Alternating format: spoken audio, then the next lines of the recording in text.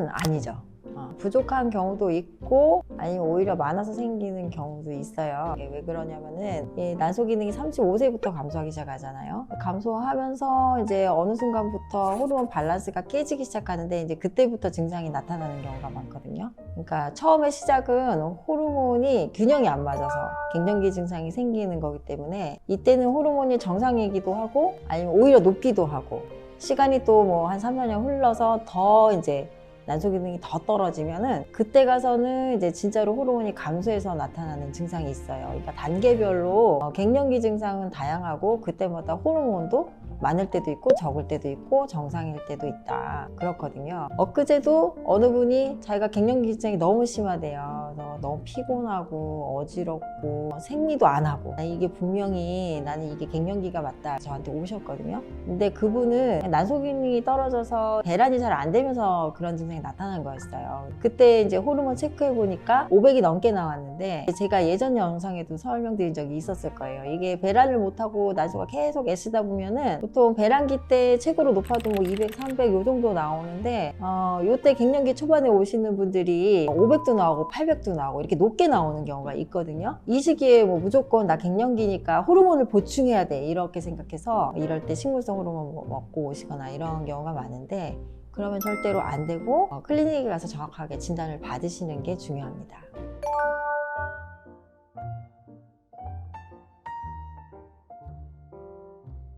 그렇죠. 실제로 호르몬이 부족한 상태가 아니고 제가 아까도 말씀드린 것처럼 뭐 갱년기 초반에 호르몬 밸런스가 깨져 있는 상황인데 거기서 이제 석류를 먹게 되면은 불란주의 부채질하는 거예요. 저희 그런 상담 많이 하거든요. 그러니까 이런 증상이 있어서 지금 호르몬 밸런스가 깨졌습니다. 호르몬 충분히 나오고 있는데 조화가 안 맞아서 그러니까 이 조화를 맞춰줘야 합니다. 그렇게 말씀을 드리면 아유 석류랑 선물 엄청 많이 들어왔다는 거예요. 자기 갱년기라고 이거 나 어떡하냐 이제 그렇게 말씀하시는 경우가 많이 있거든요. 그러니까 그거 선물하시는 거는 물론 좋은 의도로 하시는 건데 그 시기별로 좀 잘 따져서 하셔야 돼요. 요것도 편견이죠. 이거는 예방할 수가 없어요. 결론부터 말씀드리면 요즘은 이제 결혼을 다들 늦게 하시니까 30대 후반 이렇게 넘어가시는 분들 중에 유혼이신 분들 그런 경우에 아직 내가 임신에 대해서 출산에 대해서 미래에 아직까지 계획을 가지고 있다. 근데 당장 결혼 계획은 없고 이런 분들이 갱년기를 조금 더 늦출 수 있게 나이가 들어서도 이제 임신을 할 수 있게 하고 싶은 마음에서 갱년기를 늦출 수 있는 무슨 영양제나 약 이런 거 많이 찾아서 이렇게 저한테 문의를 많이 하시는데 그런 건 없어요. 이거는 이제 내가 분명하게 결정을 해야 되는 게 어느 정도 시간이 지나서 내가 더 이상 임신 출산을 할 수 없는 불투명한 상황에서 아직까지 그게 포기가 안 된다? 그런 경우에는 조금 젊은 시절에 배란을 유도해서 난자를 채취해서 냉동 난자를 보관을 하시는 게 맞고요. 완경되는 연령은 마치 나의 수명처럼 이미 내 DNA에 딱 각인이 되어 있는 거예요. 그거는 내가 무슨 짓을 해도 결국은 일어나요. 이 시기가 오면은 그때는 갱년기 증상에 맞춰서 치료를 하시거나 아니면 다른 비호르몬적인 방법을 찾아서 대비를 하시면 되는 거고 내가 그냥 가임 기간을 늘리고 싶다 이렇게 해서 약을 드시거나 하는 거는 오히려 엉뚱한 데 돈을 쓰게 되실 확률이 높습니다.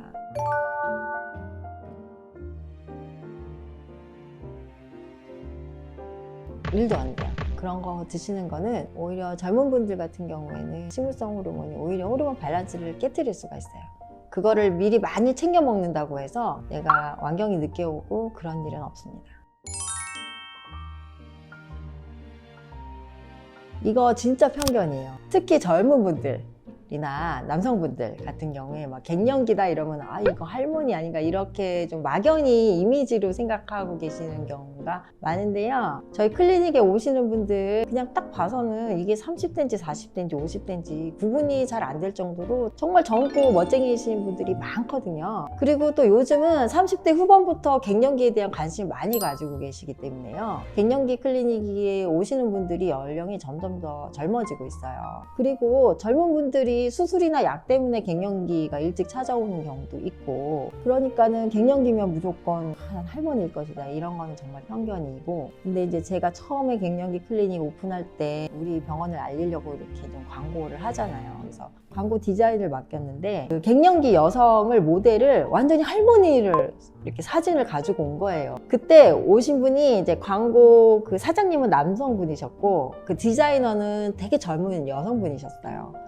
그러니까 그 두 사람 다 그런 편견을 가지고 있었던 거죠. 그래서 절대 아니다. 이 갱년기에 오는 여성분들이 얼마나 자기 관리에 철저한 분이신 줄 아느냐. 외형만 봐서는 나이가 어떻게든지 가늠이 안 될 정도로 젊고 멋진 분들도 많이 오고, 그리고 지금 예를 들어서 50대가 옛날에 10년 전에 50대하고 다르잖아요. 그분들의 지금 정신의 연령은 30대나 40대 뭐 이 정도. 그리고 그만큼 많이 관리를 하셔서 예전에 비해서 굉장히 신체 연령도 실제로 많이 젊거든요. 그러니까 이거는 갱년기라고 해서 꼭 그렇게 연결시키는 거는 정말로 잘못된 판단이고, 그렇기 때문에 지금 50살이 또 앞으로 100살까지 이렇게 젊게 살아야 되니까 또 갱년기 클리닉에 와서 관리를 해야 되는 이유이기도 또 하죠. 갱년기에 정말 젊고 건강하고 멋진 분들 굉장히 많으세요.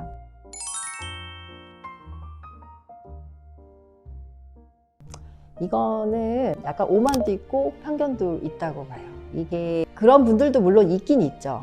있기는 있는데 음식, 운동, 건강한 생활 습관, 요건 일단은 기본이고요. 이거는 노화를 우리가 막고 건강한 생활을 하기 위해서 할 수 있는 이제 기본기이고, 여러 가지 갱년기 증상이 발생했을 때 이거를 이 세 가지만 가지고 극복한다? 이거는 조금 어려울 수가 있어요. 예를 들어서 감기에 걸렸을 때 뭐 그냥 비타민 C 먹고 뭐 쌍화차 먹고 뜨끈한 뭐 전기장판 깔아놓고 한숨 자고 일어나서 나아지는 경우도 있지만, 약을 꼭 먹어야 되는 경우도 있고 이게 폐렴으로 발전되는 경우도 있단 말이에요. 그러니까 갱년기도 그런 관점으로 바라보셔야 돼요. 그러니까 내가 너무 정말 힘들다. 근데 이거를 그냥 약을 먹기 싫다, 약에 대한 거부감 때문에 그걸 계속 미루고 운동, 영양제 이런 거에만 집착하시는 경우에는 오히려 치료 시기를 늦춰서 그 기간 동안 괜히 더 불필요한 고통을 야기하게 되는 경우가 있을 수가 있어요. 내 상황을 잘 판단하셔서 내가 약을 먹어야 되는 상황이다 그러면은 너무 거부감만 갖지 마시고 그냥 의사를 만나서 상담을 하시는 게 옳다고 생각됩니다.